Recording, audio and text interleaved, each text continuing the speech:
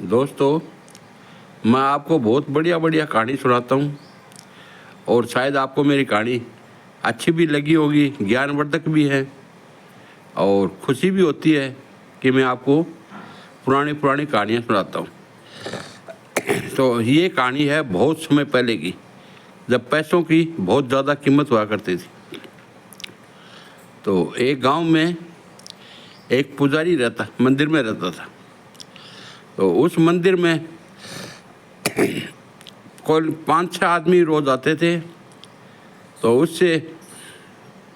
उसको 2 पैसे की इनकम होती थी।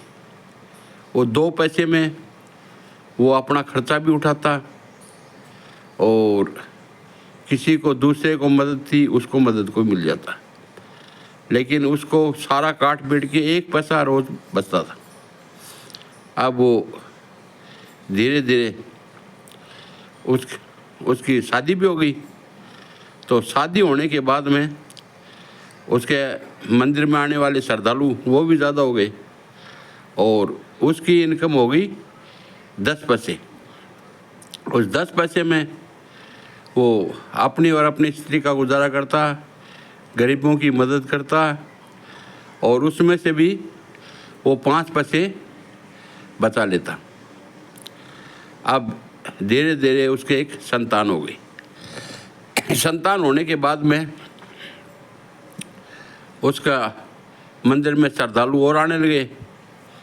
तो उसका चढ़ावा प्रतिदिन 15 पैसे होने लगा। तो उसमें 5 पैसे वो खर्च करता और 10 पैसे बचा लेता।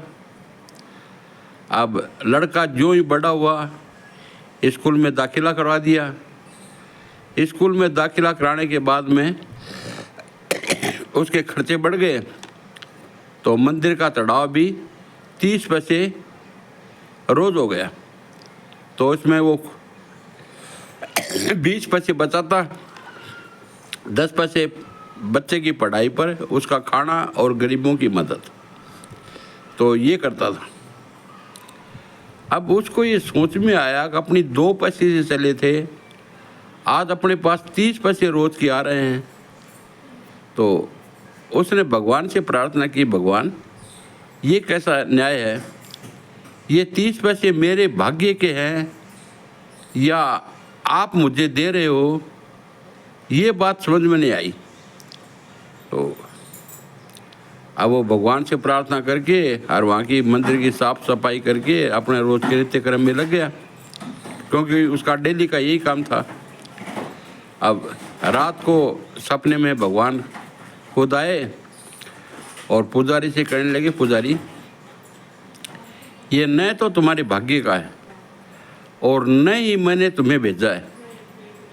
ये तो जब तुम 2 पैसे कमाते थे तो तुम्हारा भाग्य जब भी 2 पैसे था और आज भी 2 ही पैसे है, लेकिन जब तुम्हारी शादी हुई, तुम्हारी स्त्री घर पे आई, तो तुम्हारे भाग्य में 10 पैसे आ गए। तो वो 10 पैसे में 8 पैसे तुम्हारी स्त्री के भाग्य का है।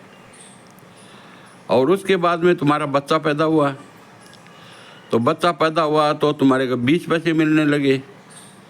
तो 20 पैसे में 8 पैसे स्त्री के, 10 पैसे उस बच्चे के, 2 ही पैसे तुम्हारे। और धीरे धीरे करके और खर्चे बढ़ने लगे। तो तुम्हारी डेली की इनकम 30 पैसे हो गई। तो दोस्तों, भाग्य में जो लिखा होता ना, इंसान को उतना ही मिलता है, भाग्य से ज़्यादा कुछ नहीं मिलता। तो ये कहानी आपको कैसी लगी मेरे को कमेंट करके ज़रूर से बताना कि भाग्य का लिखा हुआ ही मिलता है, भाग्य के बिना कुछ नहीं है। जितना उसके भाग्य में लिखा होता है उसको उतना ही मिलता है। जय हिंद।